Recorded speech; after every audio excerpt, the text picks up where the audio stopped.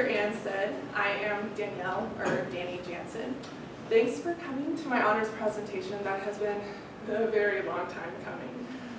Also, I want to give a special thank you to Dr. Ann for all she's done through my many procrastinations and all her wonderful edits that have made it to be what it is today. So, as the title states, my project covers the character Circe in mythology and her appearances in modernist and postmodernist literature. Before getting into the meat of the project, I'll give a brief recap for Greek mythology within the Odyssey, the Aeneid, and the Metamorphoses.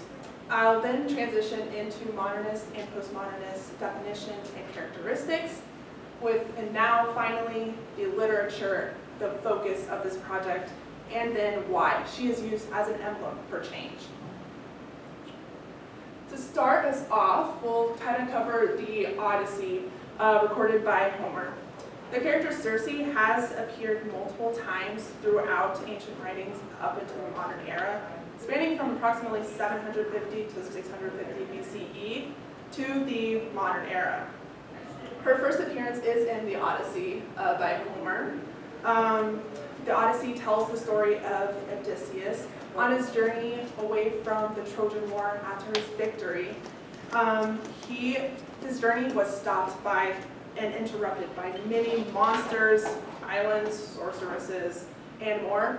One such stop was Circe's island, Aia, in Book 10, titled Aeolus, the Lacedaemonians, and Circe. In this book, Odysseus arrives on Circe's island, where this crew, as stated here, and now we reach the island of Aia, where fair-haired Circe dwells, a mighty goddess, human of speech. Odysseus sent his crew to investigate, because of course, and they find Circe singing with sweet voice while tending her great imperishable loom and weaving webs, fine, beautiful, and lustrous, as are the work of gods. The crew is welcomed into her home, but in a moment, Circe transforms them into pigs. So one escapes, and Odysseus comes to rescue his men, as he is the hero of the story. Hermes, the messenger god, appears and warns him of Circe's magic. And using that knowledge, Odysseus thwarts the goddess, and she leads him into her bed as part of the agreement. Odysseus and his retransformed men stay on the island for a whole year before Odysseus gets restless once again and asks for guidance to return to his home and to his wife. The next mention that I'll cover is within the Aeneid, retold by Virgil. In the Aeneid, Virgil tells the story of the hero Aeneas after his defeat in the Trojan War and on his journey to what would become Rome. Mentions of Circe within the Aeneid act as a warning for the heroes within the Aeneid. In one such mention, they narrowly avoid her island. From there, the angry roar of lions could be heard chafing at their ropes and sounding into the night, and the rage of bristling wild boars and caged bears, and the howling shapes of huge wolves, whom Circe, cruel goddess, has altered into human appearance to the features and forms of creatures. Through the Aeneid, she is mentioned a few more times as a sorceress who transforms a man into a woodpecker, and some other mentions as well. So, the next one that I mentioned in my project is within Metamorphoses by Ovid. She is described as a jealous and spiteful goddess.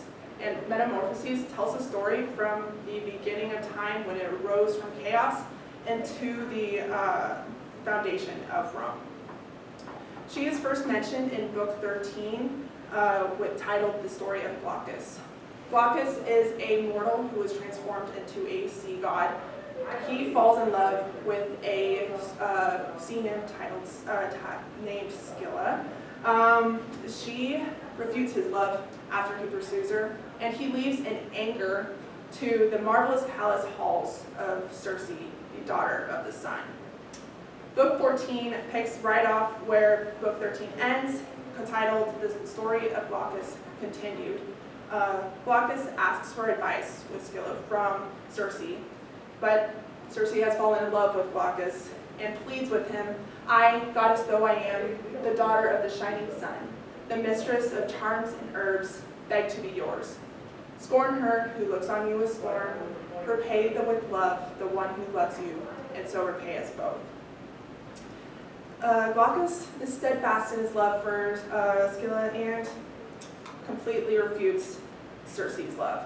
And Circe, too cruel with potent herbs, creates the monster that Odysseus later encounters in the Odyssey by transforming Scylla into that monster. So now that we have that background into the mythology, we can get the definitions and characteristics of modernist and postmodernist literature. Modernism is defined as the 20th century reflection of the ideals of science, technology, and change within art and literature. Some characteristics: the authors tend to question the ideas of the time. They comment on the many issues, especially those following from World War I, and then within the Industrial Revolution and capitalism and more. This dates from the World War I into the World War II, around 1914 to 1942. Commentary also surrounds the meta-narratives at the time, which are comforting concepts used to explain the world, religion, science, technology, democracy. And then they also, it's defined by experimentation in form and the fragmentation of form and storytelling. Represents the perceived fragmentation of the society at that time. What they thought was the fragmentation, they mourned that loss. So finally, they create a make it new ideology. They take old ideas, old forms of writing, and old stories, like the Odyssey, and make it their own. They use the old to create something entirely new of their own. Famous examples include The Great Gatsby, 1984, and Ulysses. The next era, directly following modernist era, is postmodernism. Dates around 1945 through the late 20th century and arose as a reaction against World War II. Some defining characteristics is a no universal truth. There's no one singular defining aspect of society. They start to doubt themselves. Instead, they look through several perspectives, which means several truths. Several truths can be used to define the era that they are living in, which leads to chaos. They encourage that chaos. They completely ignore the unity within their storytelling, and also celebrate the fragmentation that was used in modernist literature. Some key examples from postmodern literature is Slaughterhouse-Five, Handmaid's Tale, and American Psycho.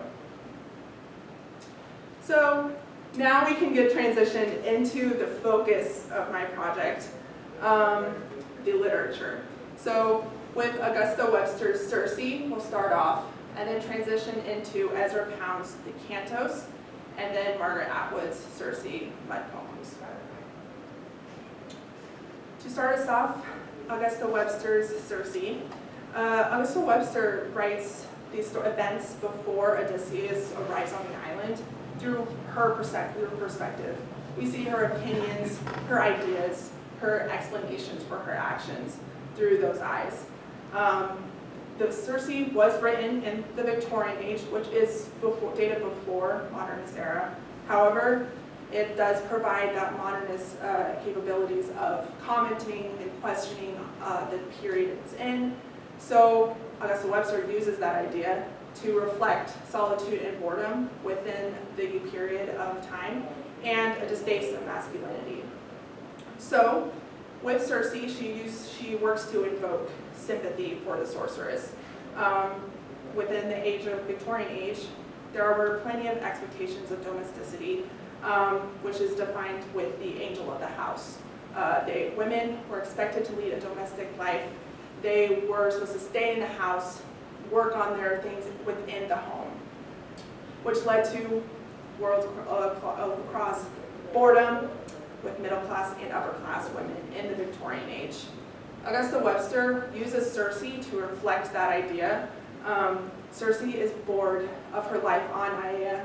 She does not know exactly when change is going to come, but she needs it. She needs a new love. She needs men to come to her island.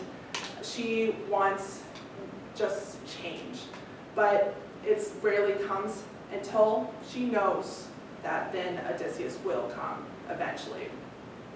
Webster also works to point out the humanity within the goddess by even stating in one line, "Oh me, I am a woman, not a god." Just creating more sympathy for the character. Women can relate to her more because she is a woman just like them. Webster also works to provide a distaste of masculinity.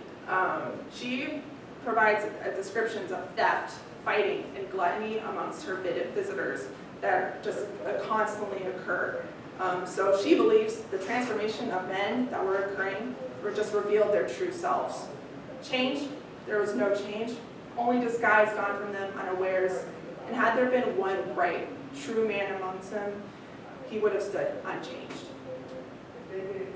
So Ezra Pound, a modernist writer, continues this idea through the cantos. The cantos is a conglomeration of many reflections and ideas of the past, Greek mythology, Chinese mythology, founding fathers. He combines them into a lifetime work of a collection of poetry. So he uses Circe and the Odyssey within Canto 1 and Canto 39. So he uses Circe as a symbol for self-discovery and knowledge. Circe is a character who guides others on their journey through time. She provides knowledge to others, to the visitors. For example, Odysseus. He must come to terms with his past when she provides knowledge that he must go to Tiresias, a prophet that is in the underworld. He must come to terms with his ghost of the past that died within the Trojan War. Ezra Pound uses this idea to reflect his desire for self-reflection and reflection overall of the world, and cautions the use of going into the future. So, he also uses Circe as a cultural signifier for greed. Pound believes that greed and lust will lead to savagery and corruption. He thinks that he is seeing that within society at that time. He is the definition of the modernist era, and he made it new. So he showed the regression of man when she changed the men into pigs. So he uses Circe as a warning for the possible transformations and the regression if they continue down the path of corruption. And finally, we'll discuss Margaret Atwood's Circe mud poems. Margaret Atwood is the definition of a postmodernist writer. This poetry collection has so many broken thoughts. It combines modern references with the old. It's constantly shifting from one idea to the next. Something that Margaret Atwood tries to do within her works is comment on the challenges of women, such as The Handmaid's Tale. With the challenges of women, she uses Circe to invoke sympathy for her and humanity in the character. She is also telling the story through Circe's eyes once again, like Webster. The men's transformations were not Circe's fault. She pleads with the reader, saying, "It was not my fault, these animals who once were lovers. It was not my fault, these animals who could no longer trust me." Another poem that represents a shift within these collections is Circe's story of the Mud Woman. This Mud Woman was come across by a traveler. A traveler told this story to her, and a traveler and his friend as boys, they work to create a mud woman. They come across mud and they form a woman and continuously reform it as she degrades with the weather, and eventually she officially washes away, which leads to him saying, he said no woman since then has equaled her. They created their perfect woman. There's no way that women could actually live up to that expectation. Their expectations of perfection reflect the common expectations under the patriarchy, while also the impossibilities. Atwood works to shine a light on those impossibilities under the patriarchy.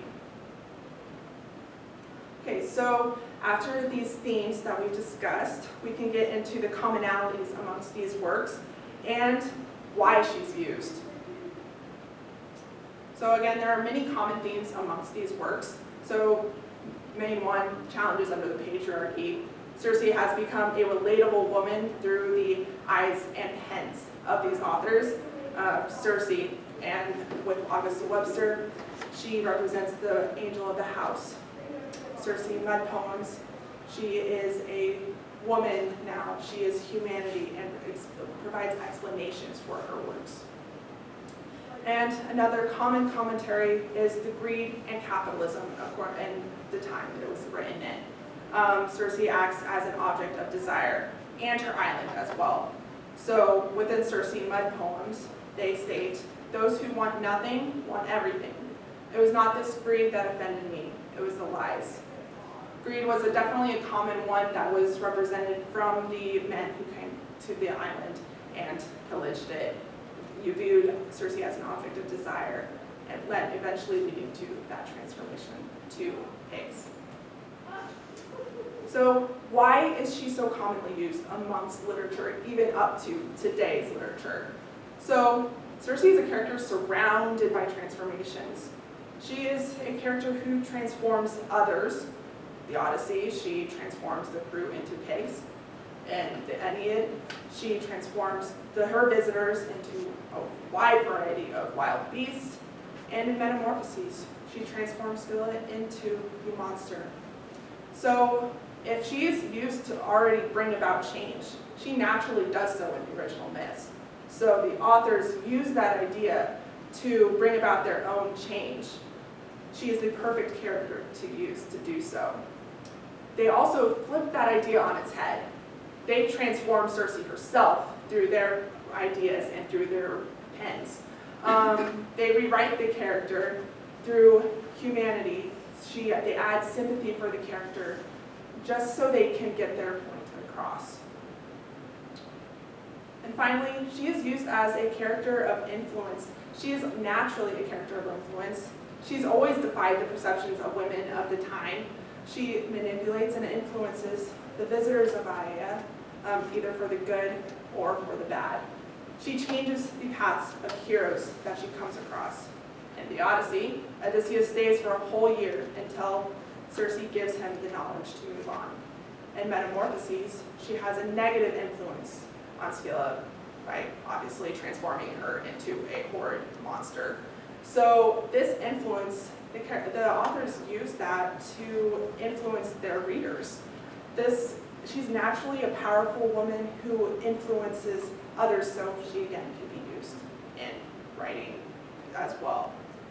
So she is a beautiful character. She is a character who was once described as a villain, or a simple plot device of the heroes of Greek mythology, but has now evolved to comment on the themes of change as discussed. She has a beautiful power of change and influence. So again, thank you for coming. Do you have any questions?